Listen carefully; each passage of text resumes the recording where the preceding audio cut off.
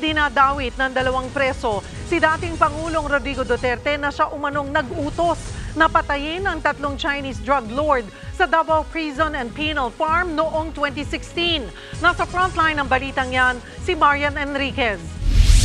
Iniharap sa pagdinig ng House Quad Committee ang dalawang bagong testigo na sina Fernando Magdadaro at Leopoldo Tan. Pareho silang persons deprived of liberty o PDLs na umaming pumatay sa di umano'y tatlong Chinese drug lords sa Davao Prison and Penal Farm noong August 2016.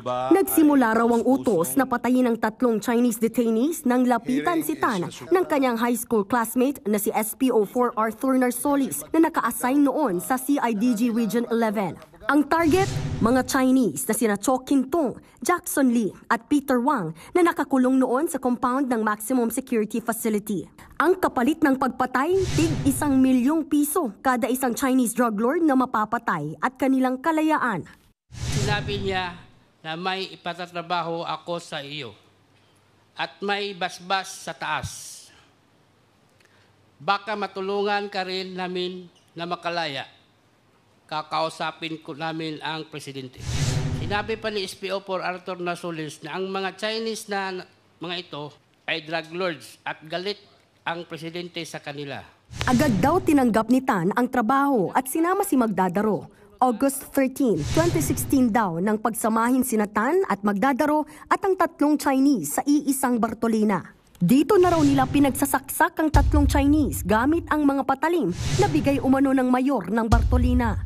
Pagtapos ng krimen, sinabihan daw sila ng warden na si Superintendent Gerardo Padilla na ihagis sa labas ng Bartolina ang mga patalim na ginamit. Dito niya ikinuwento na narinig niyang nag-uusap si Padilla at di umano'y si dating Pangulong Rodrigo Duterte. Habang naglalakad kami papuntang investigation section, tumunog ang cellphone ni Superintendent Padilla.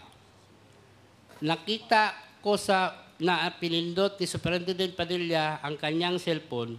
Nadinig ko na sinabi nung tumawag kay Superintendent Padilla, "Congrats, Superintendent Padilla. Job well done. Pero grabe yung ginawa, dinuguan." Alam ko na ang kausap ni Superintendent Padilla ay si President Duterte dahil pamilyar ko ang boses niya. Nakakausap mo ba si President Duterte? Naririnig ko lang lagi yung boses niya, kaya pamilyar yung boses na narinig ko. Sige, patuloy lang.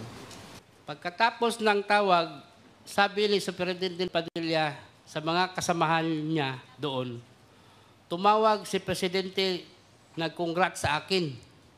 Dahil sa sinabing ito ni Superintendent Padilla, kaya lalo akong napaniwala na ang tumawag sa kanya ay si President Duterte. Makalipas ang 2 araw, dumalaw daw kina Tan si Narsolis para itanong kung kanino ibibigay ang kanilang pabuya. Sinabi nilang iabot na lang daw ito sa kani-kanilang asawa. Pero nalaman ni Tan at Magdadaro na tig 1 milyong piso lang ang natanggap nila. Nakumbik kami sa pagpatay sa tatlong Chinese drug lord. Ibinigay ko itong salaysay na ito dahil sa galit ko sa kanila.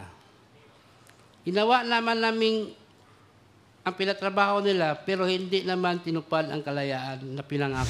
Hanggang matapos ang administrasyon, hindi kami tinulungan na lumabas. Ayon kay Batangas 2nd District Representative Jervil Luistro, malinaw na murder ang ginawa ng dalawang PDL. On the assumption that there are other evidence to establish the widespread and systematic attack against civilian population, we have a case for extrajudicial killing, Mr. Chair.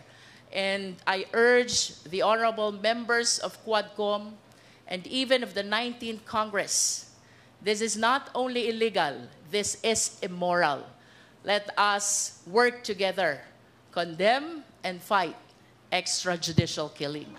Dahil sa pagkakadawit sa pagpatay, nagmosyon si Senior Deputy Speaker Aurelio Dong Gonzales na ipatawag sa susunod na pagdinig si dating Pangulong Rodrigo Duterte. In the interest of fairness, may I move to invite the former President to hear his side on this matter. Duly seconded and hearing no objection, the motion is carried. Ayon sa dating tagapagsalita ni Duterte na si Attorney Salvador Panelo, demolition job ito laban sa mga Duterte. Ginagamit daw ng mga kalaban ng dating Pangulo ang mga na-convict na PDL para iugnay si Duterte sa pagpatay ng 3 Chinese detainees. Pinaiimbitahan ng komite ang iba pang mga nabanggit na pangalan sa testimonya ng 2 testigo. Inaprubahan ni Bucor Chief Gregorio Catapang Jr. ang hiling ng Quad Committee na manatili muna sa kustodiya ng Kamara ang 2 PDL na sinatan at magdadaro. Inaasahan namang magpapatuloy ang pagdinig sa susunod na linggo. Nagbabalita mula sa Frontline, Marian Enriquez, News 5.